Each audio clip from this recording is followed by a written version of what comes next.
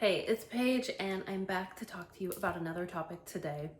The topic I want to pick on today is your comfort zone. Remember, talking about camming platforms. If you have never camped before, I'm sure you've popped in and out of certain platforms and seen some wild stuff going on in people's open chats. I know it's happened to me where I've popped into rooms and I'm like, well, that's bold, or that's exciting, but I don't think I could ever do that. So what I want to do is talk to you about your comfort zone, and basically maybe another word for that would be your boundaries. I know that I myself have experimented with that a little bit, and even starting out, my boundaries were pretty tight and they were pretty confined. So I don't want you to be intimidated about feeling like you are going to go into this camming world and you're going to be forced to do things you don't want to do. In fact, I want you to feel the opposite. I want you to feel confident, and I want you to familiarize yourself with the tip menus and the willingness categories on different platforms, or whatever platform you choose, and really have, a heart to heart with yourself about what you're comfortable with. The reason I say comfortable, you might be willing to experiment a little bit, but I would definitely say get online and play with what you're most comfortable with first. Because if you are not comfortable doing certain things, it is going to read on camera. And that means, even if you're apprehensive, or if you're uncomfortable, or if you're physically uncomfortable, it's going to read. And members and clients are going to push your boundaries. Some of them might be forceful. Some of them might use derogatory verbiage. Some of them might try to bribe you to do things with money. And I really want you to have a firm talk with yourself about where your boundaries lie, your comfort zone, and then how to develop your own verbiage to say no. And the art of saying no is saying no without saying no. So you got to get creative with this. You're going to have people that come in and they're like, well, do you do this? And you can be like, well, I'm not right now, but what else do you like to do? Or, that's really not my style. Or, I'm playing around with the idea, but I'm not pulling the trigger yet. You can say things that basically refocus their attention, right? And then maybe you'll still get that private, or you'll still get that one-on-one time with them and have fun. But they'll know that it stops at a certain point with you personally, that you don't go beyond that boundary. Basically, so that's why it's important to know your boundaries. Let's talk a minute about platform rules. So many people do not even know that platforms have rules, and I don't know why, because accounts get banned all the time for doing things they shouldn't do. Whatever you do, read the platform rules. Read them multiple times. In fact, read them every time before you go online until you've memorized them, and then don't break those rules. I'm going to give you an example of why. Because you're going to get online and you're going to see a lot of other models breaking these rules, and it's going to seem like they're getting away with it and they're raking in the dough, right? All these platforms reserve the right to ban you for those violations at any time. And usually if they ban your account, they take all your money with it.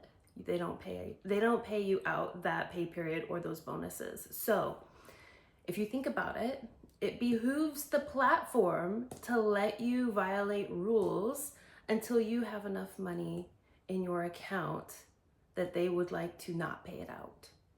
Be aware of that. I have already seen really successful models, top performing, money making models, that all of a sudden just disappear. They disappear off the platform. So please protect yourself with that. Also, the members are going to try and get you to break the rules. I get members trying to get me to break the rules all the time, and they don't care because they're not KYC verified. They literally sign up with an email and a credit card, and if their account gets banned and they lose a few credits, they can just sign up with another one. In fact, some members have multiple accounts for this reason. Us as models don't have that option. We get KYC verified. We have to show identification in order to have an account. And if we get banned, there's no second chances. So protect yourself. Another thing I'd like to talk about, I'm getting better with this, but still there's something that surprises me all the time, almost every day. The unknown. So when I first started camming, there was definitely like acronyms that I was like, I have no idea what this person is talking about. I did not know what SPH was when I first started camming. I had a member come into my open chat and was like, do you do SPH? And I was like, I don't even know what that is. So then I had members in open chat explaining it to me, and I was like, well, I've never done it before, but I could try.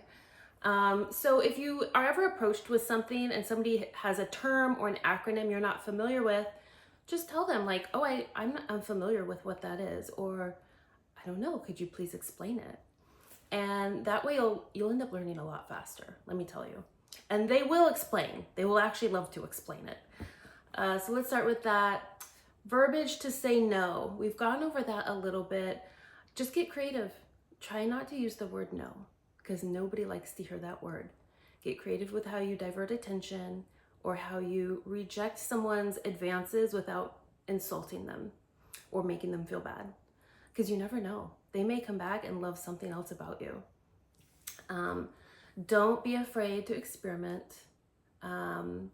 When I first started camming, the thought of putting a toy inside me really weirded me out. And so I went months with no toys. Believe it or not, I did camming with no toys. But I will say, I finally decided to pony up and buy a small toy to play with. And I played with it kind of like on my own at first. I'm not gonna get explicit on YouTube, okay? We're gonna keep it G-rated here. But I wanted to like see what it actually felt like. I wanted to see, how difficult was it to operate it, and was it gonna be uncomfortable to have it, inside. And you know what, it's changed. It's a game changer. If you get the toys, try them out. If you find that you are comfortable enough to go online with them, you are going to double your earnings. I'm serious. Again, to each their own. If you decide that's not for you, that's perfectly fine. And don't let members bully you into doing it either. Allow for change. It's okay to start off and be like, I'm not okay doing this. And a couple months in, you may change your mind and you may add it to your tip menu, or you may add it to your willingness category. That's fine. Vice versa, there may be some days where you just don't feel like doing certain things. Take it off the menu. Take it off the willingness category. All right? Be comfortable. Know your comfort zone and stick with it. You got this.